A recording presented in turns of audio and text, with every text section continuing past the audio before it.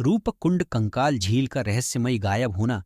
कल्पना कीजिए, आप 16,000 फीट की ऊंचाई पर एक जमी हुई झील के किनारे खड़े हैं और चारों ओर हड्डियां बिखरी पड़ी हैं, सैकड़ों प्राचीन कंकाल, जैसे कोई भूली हुई कहानियां। यहां क्या हुआ था? क्या ये एक दुखद तीर्थ यात्रा थी या कुछ और खौफनाक? आज हम इस रहस्यमयी कहानी में उतरेंगे, जिसे रूपकुंड झील या कंकाल झील के नाम से जाना जाता है, और यकीन मानिए ये कहानी आपकी रूह तक सिहरन पहुंचा देगी।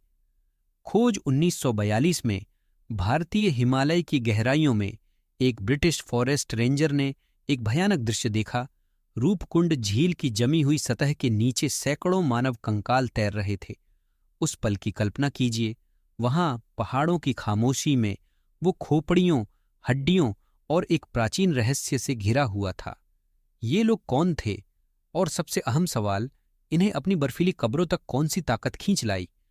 अगर आप सोच रहे हैं शायद ये कोई बड़े पैमाने की बर्फ की लड़ाई का नतीजा होगा, तो विश्वास कीजिए, ये तो बस शुरुआत है। जैसे जैसे इस खोज की चर्चा बढ़ी और वैज्ञानिक एवं खोजकर्ता रूपकुंड आने लगे, लेकिन कोई भी इस खौफनाक नजारे का सही कारण नहीं बता पाया। फिर भी उन हड्डियों ने एक भयानक सुराग छोड़ा। ये लोग शांतिपूर्वक नहीं मरे थे।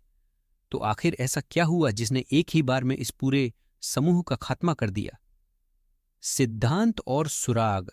जैसे जैसे दुनिया ने इस रहस्य की परतें खोलनी शुरू की, विभिन्न सिद्धांत हिमालय की हवाओं की तरह गूंजने लगे। कुछ लोगों ने कहा कि ये कंकाल प्राचीन योद्धाओं के हैं जो युद्ध में मारे गए थे। वहीं कुछ का मानना था कि ये एक प्राचीन तीर्थयात्रा थी जो एक हादसे में खत्म हो गई। लेकिन सबसे डरावना सिद्धांत, एक श्राप। स्थानीय कथा कहती है कि एक राजा और रानी ने पहाड़ी देवताओं की अवहेलना की थी नाच गाने के द्वारा, और उन्हें एक खतरनाक ओलों के तूफान से सजा दी गई। अब एक पल के लिए रुकिए। कल्पना कीजिए, आप एक ऐसे तूफान में फंस गए हैं जहां हर ओला क्रिकेट बॉल के आकार का है और इतनी तेजी से गिर रहा है कि खोपड़ियों को तोड़ सकता है। हाँ, ये आपका आम बारिश का दिन नहीं है। और अब सुनिए, 21वीं सदी में हुए डीएनए परीक्षणों ने एक चौंकाने वाली सच्चाई उजागर की। इन कंकालों में से ज्यादातर 850 ईस्वी के आसपास के हैं, और सबसे हैरानी की बात, इनकी खोपड़ियों पर पाए गए घाव बड़े ओलों के कारण हुए थे। तो अगली बार जब आप बिना छतरी के बारिश में फंसें, तो शुक्र मनाइए कि वो कोई खतरनाक ओलावृष्टि नहीं है, है ना? और भी बड़ा रहस्य। ठीक है, शायद हमने कहानी का एक हिस्सा समझ लिया, एक प्राचीन समूह जो एक अप्रत्याशित ओलावृष्टि में फंस गया।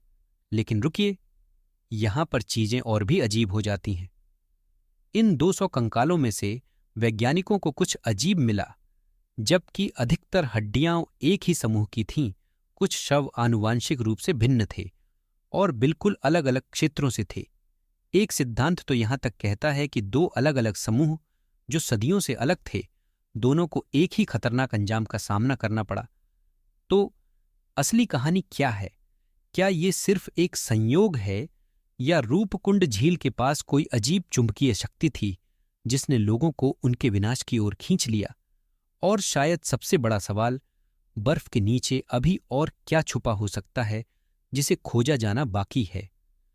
और जब आप सोचते हैं कि कहानी खत्म हो गई है, अगर मैं आपको बताऊं, दशकों की शोध के बाद भी वैज्ञानिकों के पास कोई पुख्ता जवाब नहीं है कि इतने सारे लोग अलग अलग समय और जगहों से एक ही बर्फीली कब्र में कैसे पहुंचे।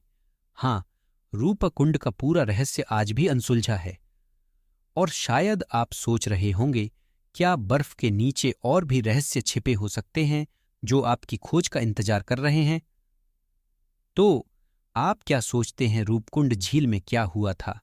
क्या ये एक हादसा था, पहाड़ों के देवताओं का श्राप, या फिर कुछ और रहस्यमयी जिसे हम अभी तक समझ नहीं पाए हैं? मैं आपको उस सवाल के साथ छोड़ता हूं। कभी कभी किसी रहस्य का सबसे डरावना हिस्सा होता है वो जिसे हम नहीं जानते। लेकिन जाने से पहले, अगर आपको ऐसी कहानियां पसंद हैं जहां असफलता और रहस्य मिलते हैं, तो मेरे पास एक और कहानी है जो आपको हैरान कर देगी। थॉमस एडिसन, एक आदमी जिसने असफलताओं के जरिए सफलता पाई। आप यकीन नहीं करेंगे कि लाइट बल्ब का आविष्कार करने से पहले एडिसन कितनी बार असफल हुए थे।